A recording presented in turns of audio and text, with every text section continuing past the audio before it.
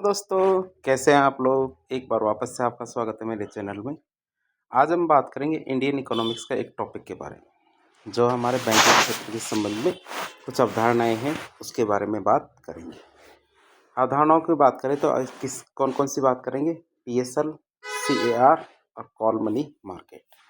PSL का मतलब होता है प्रायोरिटी सेक्टर लेंडिंग। प्राथमिक क्षेत्र के जो ऋण होते हैं उनके बारे में बात करेंगे। दूसरा सीएआर मतलब कैपिटल एडिक्वेसी रेशियो, मतलब पूंजी पर्याप्तता अनुपात, और कॉल मनी मार्केट। तो तीन चीज़ें हैं जिनके बारे में कई बार परीक्षा में पूछ लिया जाता है, इसलिए आपको पता होना चाहिए इनके बारे में। तो इनके बारे में बात करते हैं आज। सबसे पहला आता है हमारा प्राथमिक क्षेत्र के ऋण। प्राथमिक क्षेत्र के ऋणों की बात करें, पीएसएल मतलब प्रायोरिटी सेक्टर लेंडिंग की बात करें, तो बैंक के द्वारा ऋण देने जितनी भी योग्य राशि होती है, अर्थात यदि बैंक के पास सारी चीज़ें देने के बाद, अर्थात बैंक रेट, रेपो रेट, क्या कहते हैं हमारे सीआरआर, एसएलआर, जितने भी उनकी देयताएँ हैं, उनको देने के बाद जितनी राशि बचती है उसका 40% पैसा प्राथमिक क्षेत्र को देना अनिवार्य है। अर्थात जितना भी लोन देगा वो, जितना भी लोन देने योग्य उसके पास राशि है, उसका 40% प्राथमिक क्षेत्र में लोन देना, ऋण देना अनिवार्य है। प्राथमिक क्षेत्र में आप किन किन को शामिल करेंगे, अब इसके बारे में बात करें तो प्राथमिक क्षेत्र में सबसे पहले शामिल किया जाता है कृषि क्षेत्र को। किसको? कृषि क्षेत्र को। कृषि क्षेत्र में आप 18% लोन देंगे। कितना? 18% लोन देंगे। कहाँ पे? कृषि क्षेत्र के अंदर। अब कृषि क्षेत्र के अंदर जो हमारे लघु और सीमांत किसान हैं, लघु और सीमांत किसान का मतलब जिनके पास 4 हेक्टेयर से कम भूमि है। कितनी? 4 हेक्टेयर से कम भूमि है, उनको 10%, ठीक है। अर्थात यह 10% 18% में से ही होगा, मतलब ये 18% है लोन देना है, तो इसमें से 10% क्या है, किसको देना है? हमारे लघु और सीमांत किसान को। तो आप समझ सकते हैं 40% तो टोटल देना है, टोटल में से 10% तो हमें लघु और सीमांत किसान को, और 8% हमारे जो मध्यम वृहद जो दूसरे किसान हैं उनको देना है। तो 18% हमें क्या करना है? कृषि क्षेत्र एग्रीकल्चर सेक्टर को लोन देना है। दूसरा आता है हमारा दुर्बल सेक्शन, अर्थात जो हमारे एससी, एसटी, ओबीसी, एमबीसी होते हैं, महिलाएं होती है, इनके लिए बात करें तो 12% इनको लोन देना। कितना? 12%। तो 12 और 18 मिला के कितने हो गए? 30% तो हमने देख लिया। फिर 7.5% की बात करें तो माइक्रो इंडस्ट्री होती है, अर्थात जो लघु उद्योग होते हैं, कुटीर उद्योग होते हैं, इनको मिला के जो हमारे एसएचजी होते हैं, इनको हमें क्या करना है? जो 7.5% इनको हमें लोन देना है। अर्थात जो बैंक होते हैं जो 40% के अंदर ही है ये सारा, फिर माइक्रो इंडस्ट्री को 7.5%, और बाकी जितने भी सेक्टर होते हैं जो छोटे छोटे सेक्टर हैं उनमें 2.5% तक लोन देना है।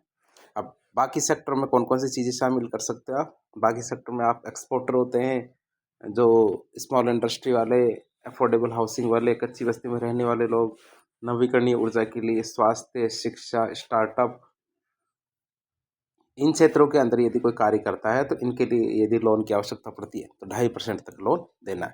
तो इस तरह हमने देख लिया 40% तक हमारी जो प्रायोरिटी सेक्टर लेंडिंग है वो होती है। कितनी? 40%, जिसमें 18% हमारे एग्रीकल्चर, 12% SC ST अर्थात दुर्बल, 7.5% हमारे माइक्रो इंडस्ट्री या फिर सूक्ष्म उद्योग, 2.5% हमारे ये सारे क्षेत्र हैं जिनके बारे में हमने देख लिया।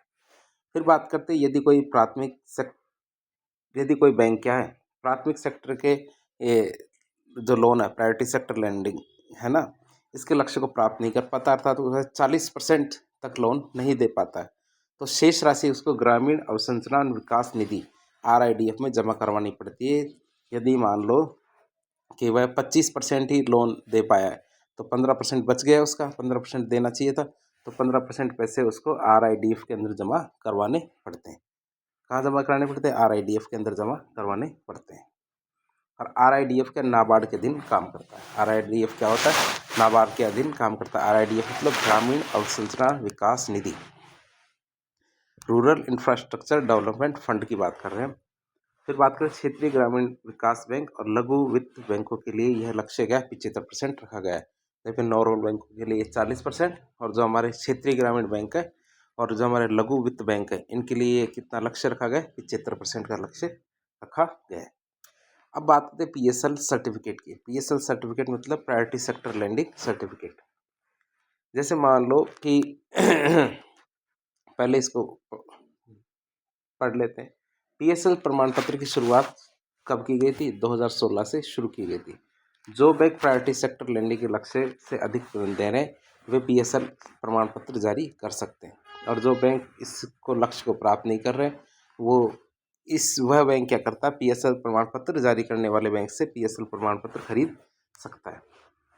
पीएसएल प्रमाण पत्र का मूल्य और आपूर्ति निर्धारित करती है, मांग और आपूर्ति। तो हम बात कर लेते हैं पीएसएल सर्टिफिकेट की, कि जैसे प्रत्येक बैंक को क्या, नॉर्मल बैंक होते हैं उनको क्या 40% तो देना ही देना है, और जो हमारे क्षेत्रीय ग्रामीण बैंक है, लघु वित्त बैंक है, तो इनको 75% क्या पीएसएल सेक्टर को लोन देना है। अब यदि कोई मान लो कोई बैंक है जो जिसने 30% ही प्रायोरिटी सेक्टर को लोन दिया, और दूसरा बैंक है जिसने 60% प्रायोरिटी सेक्टर को लोन दे रखा है, जबकि उसको देना कितना था, उसको देना केवल 40% था, अर्थात उसने 20% ज़्यादा लोन दे रखा है। कितना? 20% ज़्यादा लोन दे रखा है। तो वह क्या कर सकता है, 20% के सर्टिफिकेट जारी कर सकता है। कौन से सर्टिफिकेट है? पीएसएल प्रमाण पत्र या पीएसएल सर्टिफिकेट जारी करेगा। अब यदि किसी बैंक ने यदि लक्ष्य से कम लोन दिया है, जैसे मान लो इसी बैंक की बात कर रहे थे हम जिसने 30% दिया, अब इसको टारगेट पूरा करने के लिए 10% और चाहिए, तो ये इस बैंक से जिसके पास 20% ज़्यादा है उससे 10% खरीद लेगा। ठीक है, 10% खरीद लेगा और अपने टारगेट को 40% तक रीच कर देगा। अब यदि 10% वो खरीदता है तो 10% कितने पैसे में खरीदेगा, तो ये देखा जाएगा कि मार्केट में कितनी डिमांड है। जो हमारे पीएसएल सर्टिफिकेट है, तो पीएसएल सर्टिफिकेट की मार्केट में कितनी डिमांड है, तो डिमांड एंड सप्लाई के आधार पे ये रेट डिसाइड की जाती है कि 10% की मांग कितनी होती है। तो आप इसको समझ चुके होंगे। अगला कॉन्सेप्ट आता है हमारा सीआर। सीआर मतलब पूंजी पर्याप्तता अनुपात, जिसको कहते हैं कैपिटल एडिक्वेसी रेशो। बैंकों को क्या है, अपनी जोखिम वाली परिसंपत्ति एक निश्चित प्रतिशत पूंजी के रूप में रखना जरूरी है, जिसे क्या कहते हैं, पूंजी पर्याप्तता अनुपात कहते हैं।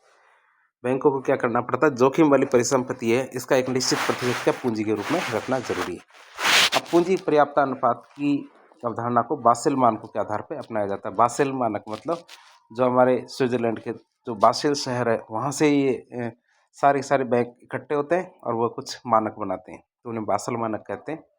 तो बासेल मानक क्या, बैंक ऑफ इंटरनेशनल सेटलमेंट के द्वारा जारी किए जाते हैं। क्या बैंक ऑफ इंटरनेशनल सेटलमेंट के द्वारा जारी किए जाते हैं बासेल मानक। अब बैंक ऑफ इंटरनेशनल सेटलमेंट की बात करें, जिसे बीआईएस भी कहते हैं शॉर्ट में, तो बीआईएस की स्थापना 1930 में की गई थी, जिसका मुख्यालय कहाँ है, बासेल, हमारे स्विट्जरलैंड में। अब जो हमारे बीआईएस है, तो बीआईएस की क्या कार्य है, एक मिनट, क्या बीआईएस मतलब बैंक ऑफ इंटरनेशनल सेटलमेंट है, तो बीआईएस की क्या कार्य है, ये क्या है, केंद्रीय बैंकों की एक संस्था है, अर्थात जितने भी इसके सदस्य देश है उनके केंद्रीय बैंक के गवर्नर आते हैं, इकट्ठा होते हैं और उनकी समस्या होती है, उन पर चर्चा की जाती है। बीआईएस क्या बैंकिंग क्षेत्र में अनुसंधान का कार्य करता है, अर्थात यदि बैंकिंग सेक्टर में किसी भी प्रकार की कोई दिक्कत है तो उन पे कार्य करता, रिसर्च करने का कार्य भी इसके अंदर किया जाता है। अंतर्राष्ट्रीय भुगतान यदि किसी के अटक रहे हैं तो उन अंतर्राष्ट्रीय भुगतानों को पूरा करवाता है। बीआईएस क्या है, बैंकिंग क्षेत्र के विकास के लिए मानक जारी करता है। अब तक बीआईएस के द्वारा 3 बार मानक जारी किए जा चुके हैं। कितनी बार? 3 बार मानक जारी किए जा चुके हैं। एक तो हमारे 1988 में जिसे बेसल 1, और 2004 में जिसे बेसल 2, और 2010 में बेसल 3। इस प्रकार कितने 3 मानक जारी किए जा चुके हैं। अब वर्तमान में बेसल 3 के मानक चालू है, जिसके अनुसार CAR अर्थात कैपिटल एडिक्वेसी रेशो, ये कितना होना चाहिए, 8% होना चाहिए। 8% का अर्थात जितना भी रिस्क है, जैसे लोन दे रहे हैं तो सब चीज़ रिस्क है, तो रिस्क का परसेंट कितना, 8% तक होना चाहिए। 1996 में RBI क्या है, BIS का सदस्य बन गया था, उससे पहले सदस्य नहीं था। अब 1999 में जब संसद भारत में पहली बार बेसल मानक अपनाए गए थे, तब 1999 में। वर्तमान में रिजर्व बैंक RBI के द्वारा दिए गए दिशा निर्देश के अनुसार सार्वजनिक क्षेत्र के लिए तो कैपिटल एडिक्वेसी रेशियो 12% है, जबकि अन्य बैंकों के लिए कितना, 9% ही है। अर्थात सरकारी बैंक है उनके लिए कैपिटल एडिक्वेसी रेशियो कितना, 12% जरूरी है, अर्थात उतना पैसा वो अपने पास रखेगा। तीसरा कॉन्सेप्ट आता है हमारा कॉल मनी मार्केट। क्या कॉल मनी मार्केट की बात करें तो बैंक क्या करते हैं कि प्रतिदिन जितने भी लेन देन करते हैं उनमें कुछ बैंकों के पास नगद की अधिकता हो जाती है, अर्थात कई बार कई ब्रांचों में या कई बैंकों के पास नगदी पैसा बहुत ज़्यादा आ जाता है, तथा कुछ बैंकों को नगद की बहुत ज़्यादा ज़रूरत होती है, जबकि दूसरे में कमी आ जाती है, अर्थात ग्राहकों को चाहिए और बैंक के पास नहीं है। तो इसलिए बैंकों के बीच में नकदी का लेन देन किया जाता है, अर्थात एक बैंक क्या करता है, नकदी को दूसरे बैंक को दे देता है। तो इस लेन देन को ही कॉल मनी मार्केट कहा जाता है। अर्थात दो बैंक है, एक बैंक में नकदी ज़्यादा है, एक बैंक में नकदी कम है। तो नकदी जिसके पास कम है उसको यदि नकदी की आवश्यकता पड़ती है तो ज़्यादा वाले से मांग सकता है, और वो जब मांगता है तो कहाँ जाके मांगेगा, कॉल मनी मार्केट के अंदर। और बैंक के द्वारा लेन देन की सभी शर्तें केवल फ़ोन पर ही कवर कर दी जाती है, अर्थात फ़ोन से ही हो जाती है। बैंकों के लेन देन की इस प्रक्रिया में ली जाने वाली ब्याज दर को ही कॉल दर कहते हैं, अर्थात फिर वो जो पैसा लेता है उधार, तो उसे के बदले उसे ब्याज देना पड़ेगा उस बैंक को, तो उसे क्या कहते हैं, कॉल रेट या कॉल दर कहते हैं। कॉल दर में सबसे ज़्यादा उतार चढ़ाव होता है, क्यों? क्योंकि यदि डिमांड ज़्यादा है तो कॉल रेट ज़्यादा होगी, डिमांड कम है तो कॉल रेट कम होगी। जब रिजर्व बैंक के द्वारा नीतिगत दरें निर्धारित की जाती है तब कॉल दर को संदर्भ में लिया जाता है कि वर्तमान में अभी कॉल दर क्या चल रही है। अर्थात नीतिगत दरें मतलब जो हमारे repo rate, bank rate, reverse repo rate, इस तरह की जो रेटें होती है ये डिसाइड करता है बैंक, रिजर्व बैंक। तब उस समय जो कॉल रेट क्या चल रही है उसके आधार पर इसको निर्धारित किया जाता है। बैंकों के द्वारा लेन देन में यदि धन या नगद एक दिन के लिए लिया जाता है तब इसे कॉल मनी कहते हैं। अर्थात धन कितने दिन के लिए ले रहे हैं, एक दिन के लिए लेंगे तो इसे कॉल मनी कहेंगे, और 2 या 2 से ज़्यादा 14 दिन के लिए लेंगे, नकदी को यदि 2 से 14 दिन के लिए लेंगे तो इसे नोटिस मनी कहेंगे। तो आप दोनों शब्दों को याद रखेंगे कि एक दिन के लिए लेंगे तो इसे कॉल मनी कहेंगे, 2 से 14 दिन के लिए लेंगे तो इसे क्या कहेंगे, नोटिस मनी कहेंगे। अब बात करें दुनिया की, तो दुनिया में सबसे बड़ा कॉल मार्केट कौन सा है, कॉल मनी मार्केट। तो दुनिया में सबसे बड़ा कॉल मनी मार्केट हमारे लंदन के अंदर, क्या लंदन के अंदर दुनिया का सबसे बड़ा कॉल मनी मार्केट है।